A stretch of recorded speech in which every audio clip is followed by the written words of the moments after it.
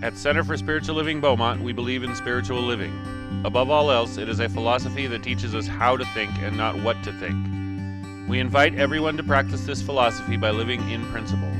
We believe that God is all there is, and each person's relationship to God is a personal one. Every person, place, and thing, and all the space in between is not only an expression of God, but God itself. All love, peace, and beauty that is God exists within each person right now. Together we are all connected as one. Our faith allows us to apply this philosophy to our lives in every moment of every day. As we live in love, we see love revealed and flowing through the world around us.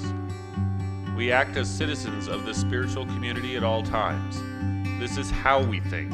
We believe in God, we believe in ourselves, and we believe in you because we believe in spiritual living. We are the Center for Spiritual Living Beaumont. And now if you'll just take a deep breath and center yourself, become still and know that in every moment, right here and right now, we are gathered together for our spiritual home and to receive our spiritual sustenance. I recognize that Spirit, the presence and the path, is right here in this room. It's God. God is all there is. God is everywhere present. God is in each one of us. God is each one of us. And I know and trust that Spirit is in this room, and there's all kinds of love and joy and wisdom and peace and harmony and grace. I bless the congregation, in person and on Zoom, who share their energy and their consciousness with us. I bless our media technicians as the service runs smooth with ease and grace. For the musicians who share their words and their music and their talents with us to enhance our service. And I bless Reverend Michael as he is the vessel through which Spirit speaks to us, knowing that the theme for today is boldly go. As we listen for the words that we need to hear and the message from Reverend Michael, we know that Spirit is speaking to us. We know what is ours to do, and so it is.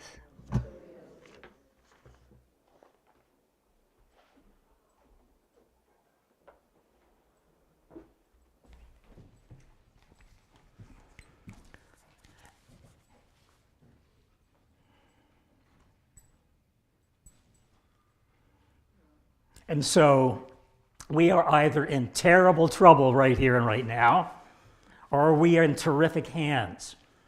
And I know, what I'm knowing is that we're in the terrific hands of Spirit. We're in the terrific hands of knowing the truth that the light is ever present.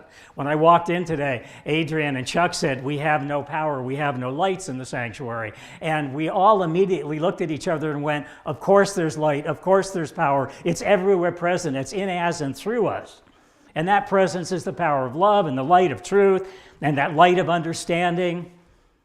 And that light travels with us. You know, there's a joke about the other spiritual center down the road. That other spiritual center, and there's a sign out front. The light at the end of the tunnel will be turned off due to the high cost of energy. Well, at CSL Beaumont, it doesn't matter what the cost of energy is, because the energy we're talking about is that energy of love, that freedom of love, that liberation of love. And when we move beyond the marginalization of the way it should be, when we stop marginalizing people and groups and countries and religions and building boundaries around them, well, we set them free in that magnificent liberation of the one, that one energy, that one light, that one truth, that love is all there is.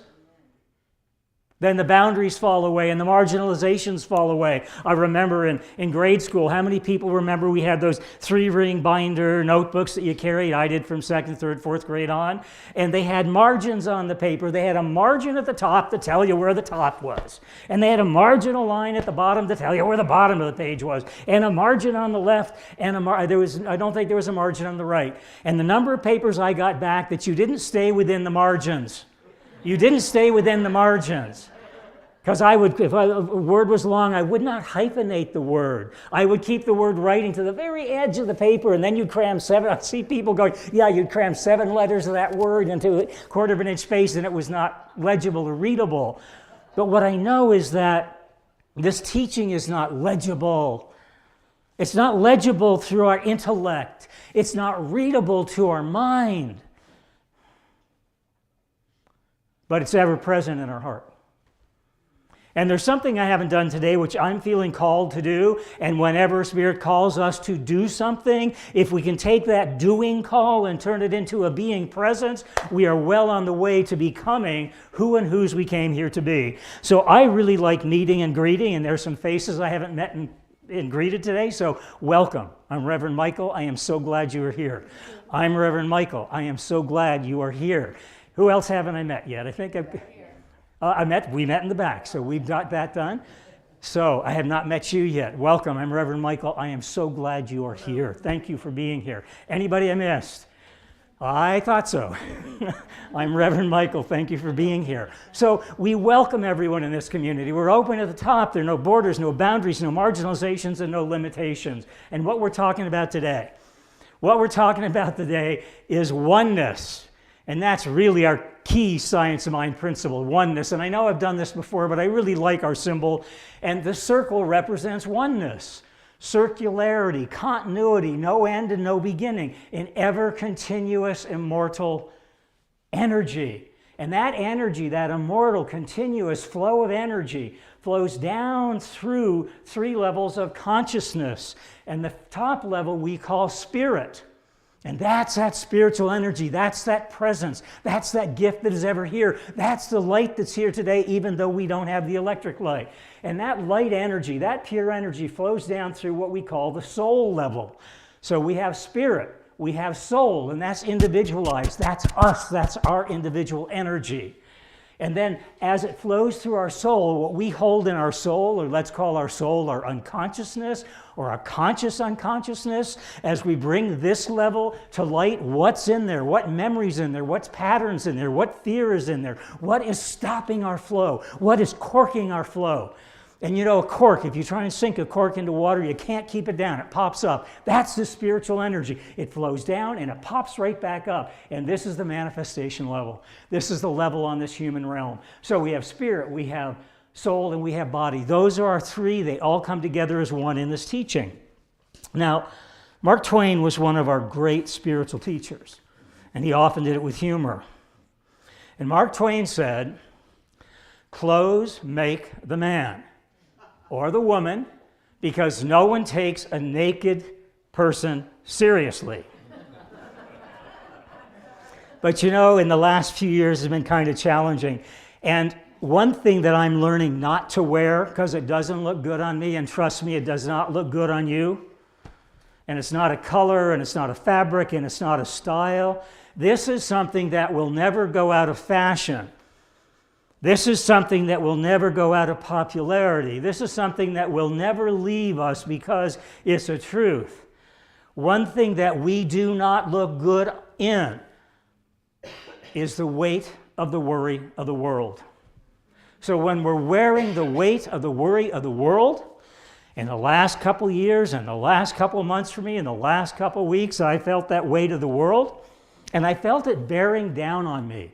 You can almost feel like a pressure stopping you, limiting your energy, limiting your flow. Yes, I see hands going up, people feeling this, people knowing this. And I came to realize in a wonderful way, and that's one of our words of our teaching, a wonderful life, and a wonderful way, that the weight of the world is not bearing down upon me. That's an appearance, but it's not the truth. The truth is that when I get my bearings and I feel the bearing of the weight of the world, which does not look good on any of us. Take a look at the news today. It's not pretty out there. We're wearing too many weights, too many worries. But when we get that the weight of the world bearing down upon us is not the truth. The truth is that we have our bearings in our spiritual teachings. And those are our principles in Science of Mind, the principles of love and light and truth and faith and hope and joy and beauty. When we go to those, when we ground in those, no matter how untethered we feel, no matter how weighed down we feel a lightening of our burden and we feel a blossoming of our beauty. A lightening of our burdens and a blossoming of our beauty. The beauty of our creativity. And something that came up here today was how much music we've had. We've had wonderful music from Eddie Watkins. And it's a wonderful world. And we've got a free concert tickets offered to us. Music is everywhere present. How can we deny today?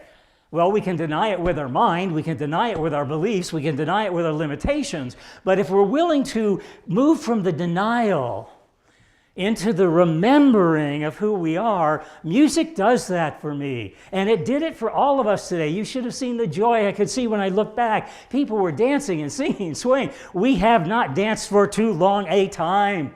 It is time to celebrate. It is time to celebrate.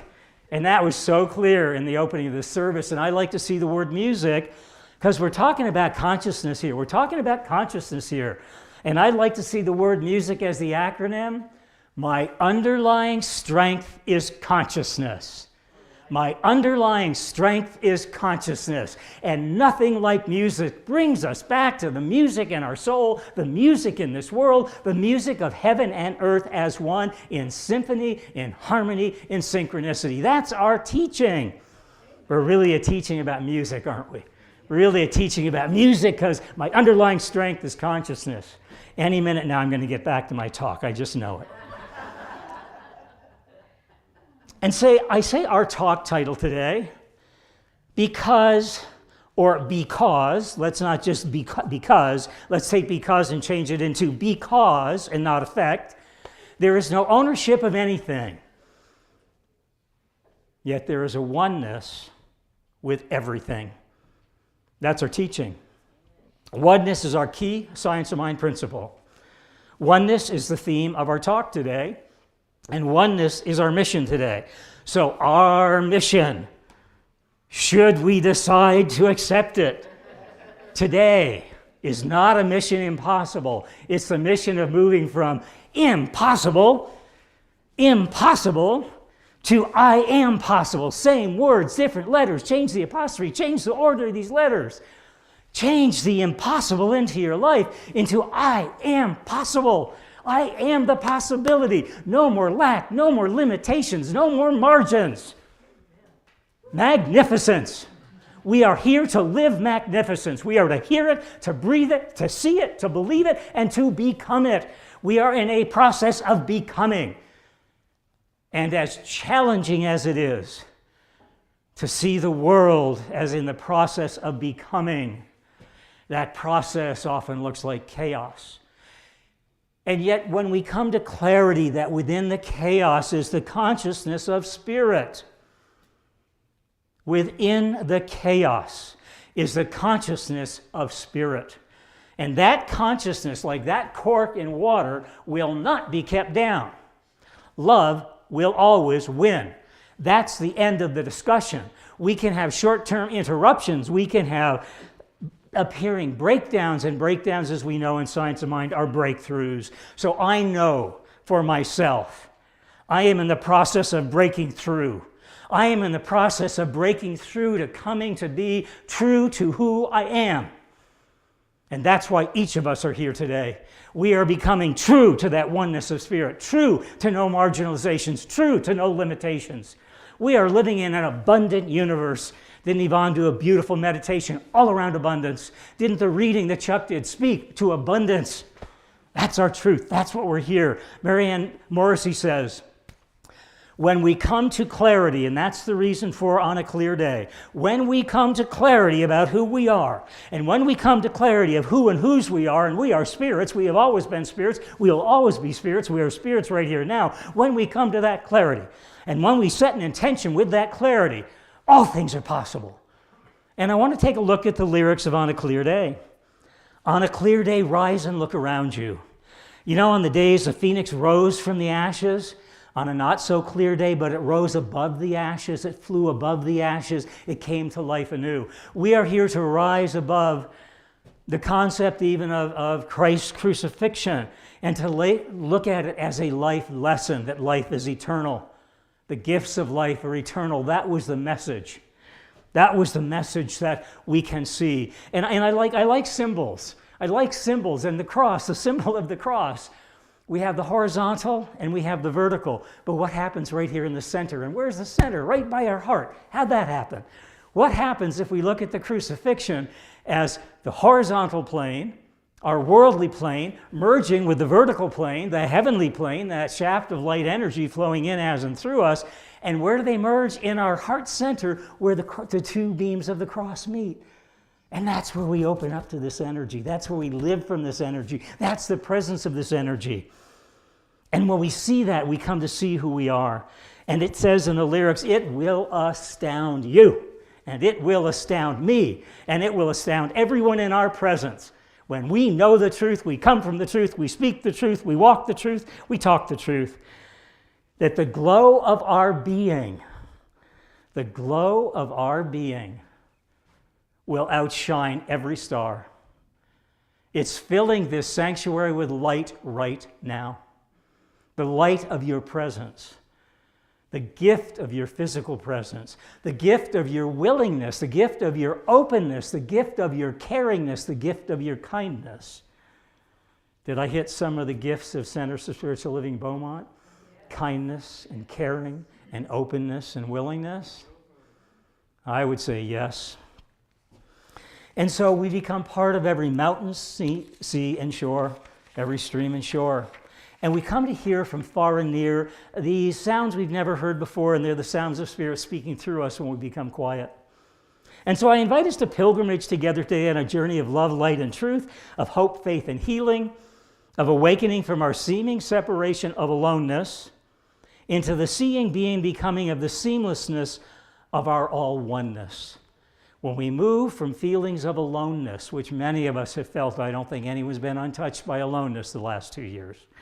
But when we come back together and remember our all-oneness, we come into a feeling of harmony and unity, and the Bible speaks of this.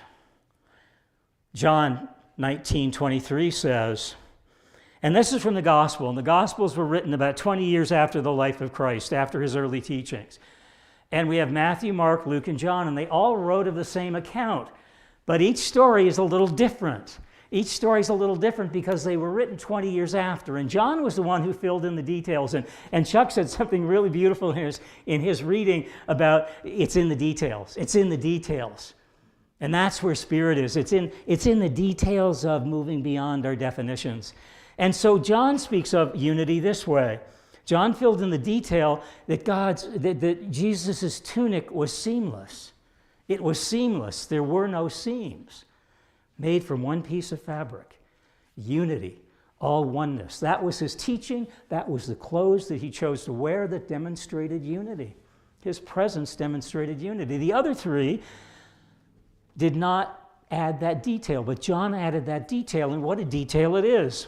When we look to the Bible and we look beyond what's in the Bible to what's meant from the Bible, we come to a new way of seeing and becoming. It's like with our dogs, Bandit and JJ.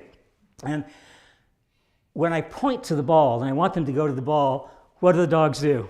They look at my finger. My finger is their whole focus of attention, and they miss the ball and the opportunity of the world behind to play with the ball. What do so many of us do? What do some of us do? We have a tendency to look to the Bible, to the fundamentals of the way it's written, rather than to the truth that underlies these. You know, a finger pointing to the moon, to my dog, it would be about the finger, but the Bible's like a finger pointing to the moon. It's not the finger that the Bible's pointing to, it's to the moon. and to the sun, and to the stars, and to the universe, and to that unlimited, unbridled life. A story I'll share, my brother, we had a celebration of life April 16th, which was also his birthday 70 years prior. I kind of wrestled with that. How can you come in on April 16th and exit, have your celebration of life? It was kind of unexpected, and speaking about aloneness, I said to Ross, I'm the last one standing of my immediate family. And I never saw that. I knew my mom and dad would move on. I knew my oldest brother would move on. I knew Kevin would move on. I knew I will move on into new form, new consciousness out of body when this body no longer serves us. But it was still very hard being the last one standing. My mom said in her final years she was the last leaf on the tree. It was very hard. How many people know that feeling? The truth is that when that last leaf falls, it becomes the beginning of a new bloom and a new blossom and a new eternal cycle of life. That's the tree of life. That's the tree of consciousness. That's the tree of our teaching. And so this story is for Kevin. When I go to principle and remember that we're all one. And that, in my panels, they said, just breathe, Michael, it'll be okay. So, just breathe. This story is for Kevin. When we were little kids, 3, 4, and 5, it was a really big treat to go to Jack's Shack on Long Island Sound. And I think hot dogs were a dime and a soda might have been a nickel. I don't think it was a quarter. And you got a hot dog and Jack grilled them on a grill and he burned them and they were crisp and crunchy and I loved them. I loved them. They just burned. But that was a big treat. This day we're going to Jack's Shack. One day a month was our treat to go out for hot dogs. And there's a story that Michael Beckwith told a week or so ago, which I just love. And if you haven't listened to Michael Beckwith, you might want to give him a little bit of time. He shared a story about a hot dog vendor. And it's a Zen Buddhist monk hot dog vendor in New York City. And how many have heard this story? And a client comes up to him, hands him a $5 bill and says, I want one with everything. And the vendor makes the hot dog with everything on, and he hands the hot dog to the customer, and he says, you already are one with everything. And the customer goes, but what about my change?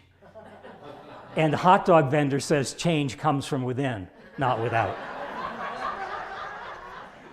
So that's my story for my brother Kevin and Jack Shack. So what we're talking about is oneness, whether we're talking about a circle in oneness, that one energy that is ever present, whether we're talking about the clothes we wear being seamless, whether we're talking about a Zen Buddhist monk hot dog vendor. And we hear this truth wherever we hear it. Sometimes buying a hot dog, sometimes in the supermarket line, not too often looking to the Inquirer, but it's all God. It's all God. So our life lesson is really about seeing, being, and becoming.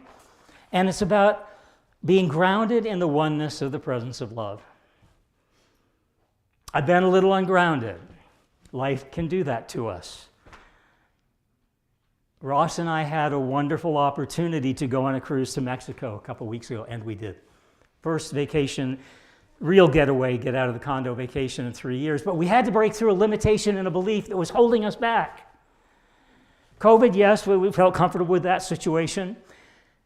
But we have a dog Bandit who is very, very senior. He was senior last time I was here. Now he's very, very senior. And he is breaths away from transition.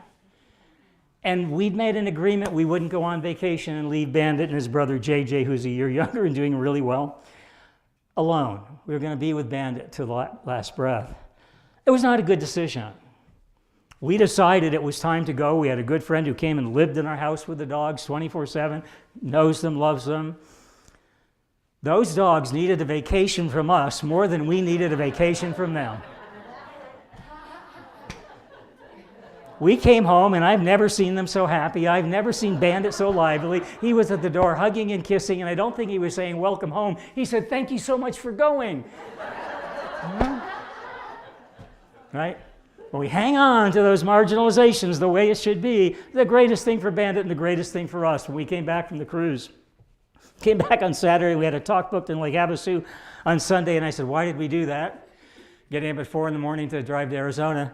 And I got up to the podium, and I was really ungrounded. I was really doing this. I was ungrounded, and it's because we'd been on the boat for a week. And if you know there's such a thing as sea legs, Takes you a week to get your sea legs to where you're not bouncing into the walls. Then when you come off the boat, you get your land legs, and it takes you about 3 days to get your land legs so you're not swaying. And what are we talking about here? We're talking about adjusting to the environment we're in, right? We're talking about adjusting to the vessel of life we're in. And as we do that, first we recognize the ungroundedness, then we realize we come back to balance with our teachings. And so I went from land legs to sea legs to land legs, and what I really came back to were my spiritual legs. And you know, when we come back to our spiritual legs, science of mind, it would be spirit is ever present, soul is ever growing, our manifestation is ever blossoming. And when I came back to our spiritual legs, my spiritual legs, I realized they'd been with me on the boat.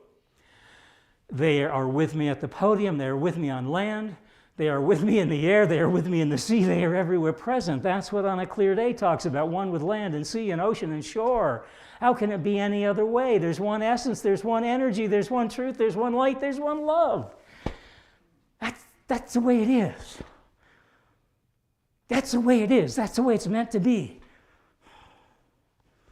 And so, morning of the cruise, I got up and doing a little treadmill work. And I'm thinking, and thinking is really dangerous. And I'm thinking about Bandit, why are you here?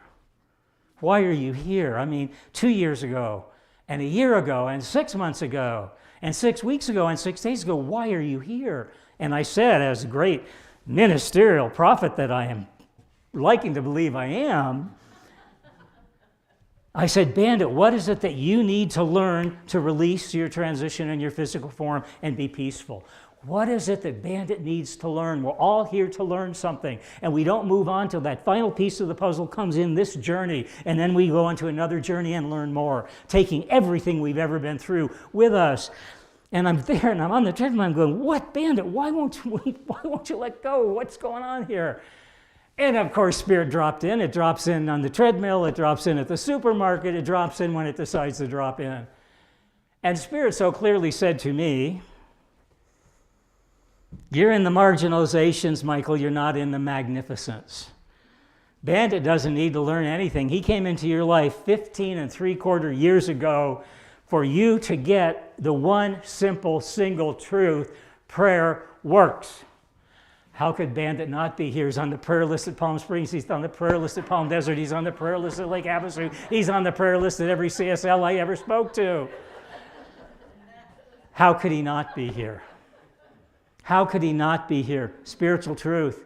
One of our spiritual legs is prayer. And so I got it. And I've never been more peaceful with Bandit in that knowing that Bandit finally got, and I came downstairs and his tail was wagging like, it took you a while, but I'm at peace with Bandit, and I know Bandit's at peace with me.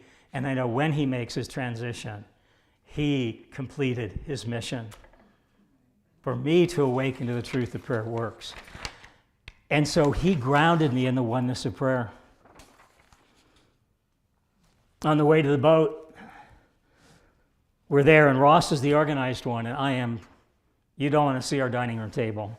Papers all over. It's where I like to write.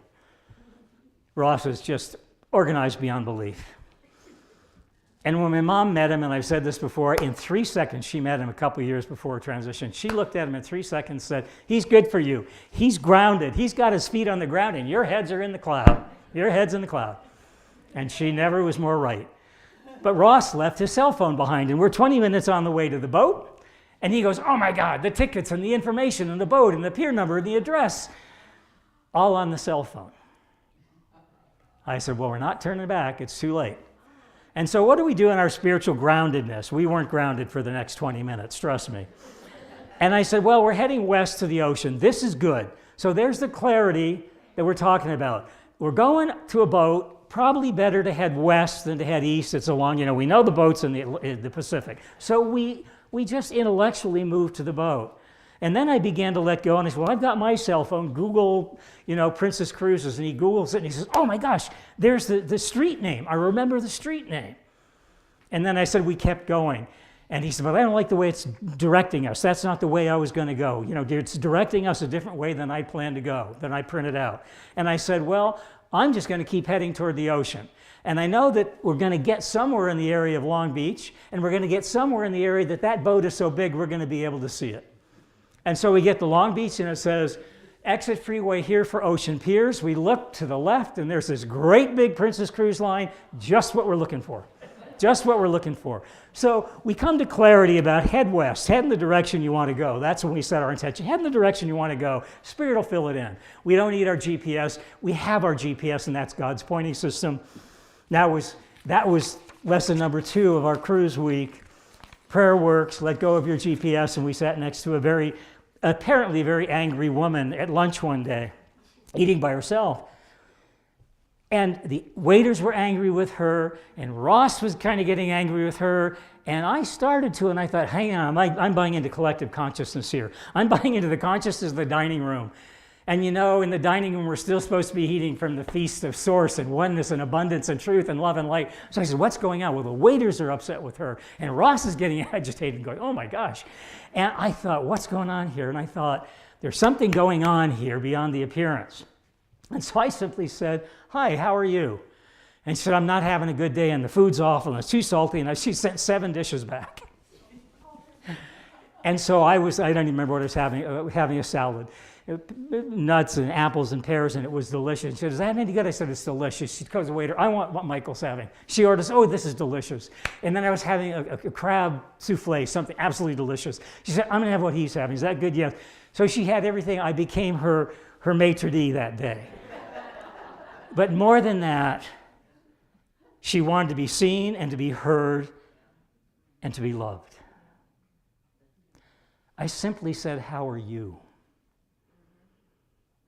She left lunch, she touched my shoulder, and she said, you do not know how much our conversation has meant. You've changed my whole energy of this cruise. And we saw her the next day, and she was smiling. And she said, I'm having a really good time. She just wanted to be seen and heard. Next day at lunch, an empty chair, sitting with other people, 7, 8 people, an empty chair. And I said, I know that chair is going to be filled by Spirit's presence and someone that Spirit wants me to meet. Woman sits down. Her name was Gwen. She says, how are you? I said, I'm fine. I said, what do you do? I said, I'm playing around with ministry to see if it's a game I want to play. And not sure how it's going to end, but we're in the process of the game. You know, we're traveling the road, the game of life. And she said, oh my gosh, I was with CSL in Encinitas, Seaside CSL for 20 years, and Kathy Hearn, do you know Kathy Hearn? And I said, there aren't many people hanging around CSL who don't know Kathy Hearn. She was my dean of ministry for 8 years and helped guide me to every class I should take. Kathy Hearn is the one who said to me when I was going to quit ministry because melanoma came up for Ross and financial challenges came up. And there was no way I could do ministry, and there was no way I couldn't. You know those darn paradoxes? I cannot not do it, and I can't do it.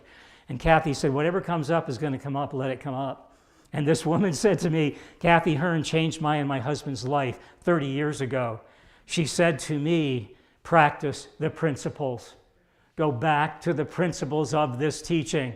And this woman and her husband left their church. She said, we were almost penniless. We went to Florida. We have a booming business. We are hugely successful, but mostly we've been happy in life. And she said, the next time you talk to Kathy Hearn, tell Kathy Hearn, she changed our lives by these words. Live these principles. Kathy said to me, live these principles. I knew Spirit was putting someone perfectly in that.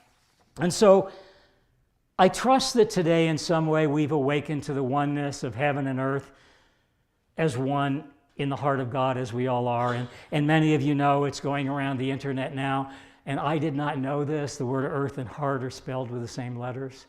How can something be spelled with the same letters, not be one, not be unified, not be true? And so I'm going to finish with what a wonderful world, because living a wonderful life, journeying a wonderful journey is our Science of Mind teaching and our message this month. And so these are the lyrics from Wonderful World. Take them to your heart. Take them home. Let these seeds plant and blossom and bloom. These words, let these be words of your garden of life today. I see trees of green and red roses too. I see them bloom for me and you. And I think to myself, what a beautiful world. I see skies of blue and clouds of white, and this very blessed day in the dark sacred night. And I think to myself, what a wonderful world. The colors of the rainbow are so pretty in the sky, as also are the faces of people going by. I see friends shaking hands, saying, how do you do? How are you? How can I be with you? They're really saying, I love you. I hear babies cry and I watch them grow, and what I know is they'll learn much more than I ever know. And I think to myself, what a wonderful world. It's been wonderful being with you today. There were new lights, but you brought a light and an energy and a truth of the music of knowing that my underlying strength is consciousness, and it's your underlying strength, and it's your underlying truth. Anchor in that. Center in that. Be present in that. You are God's light. You are God's hand. You are God's heart. You are God's thought. You are God's creativity. Presence right here and right now. And so let's go into a short closing prayer. Just let's say in our Science of Mind teaching, I invite ministers and practitioners to come forward. These are ministers and practitioners anchor in this truth to the best of our ability for you, and invite you to anchor in the truth of these teachings for us when we are a little untethered. But knowing that we walked into a center where there was no electrical power, but we became aware immediately in that instant that the power is always on, the power is ever present, the light is ever there, that light of truth of roses and bees and butterflies and skies and boats and the people. You know, the journey is the destination. It wasn't the itinerary on our boat that was important. It was the I am itinerary that Spirit wanted me on. The I am present with Bandit in a way I'd never been present. The I am present with the Bible, the way I've never been present with the Bible, the unity, the oneness. The I am present of a woman who just needed to have someone say, how are you? The I am presence of knowing that an empty chair beside me would be filled with the exact perfect person that Spirit wanted me to share with that day. And the I am presence of this moment of knowing there is no energy shortage. There is no energy crisis. There is an abundance of energy. There is an abundance of life. There is an abundance of love. No lack, no limitation, just the liberation of the oneness of knowing. I am love, I am light, I am peace, I am joy, I am beauty. And I invite us together to say, if you feel so inclined, and so it is.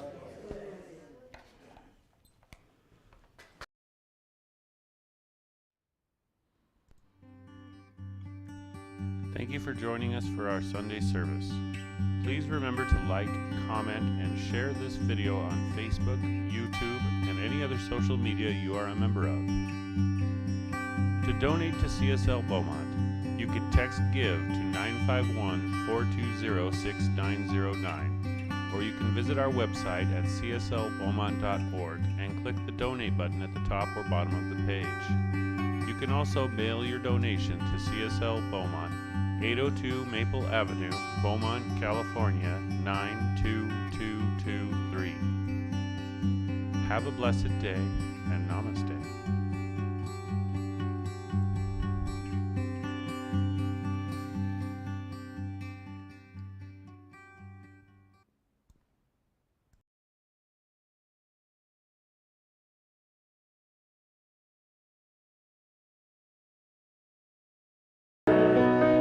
Peace that was meant to be with God,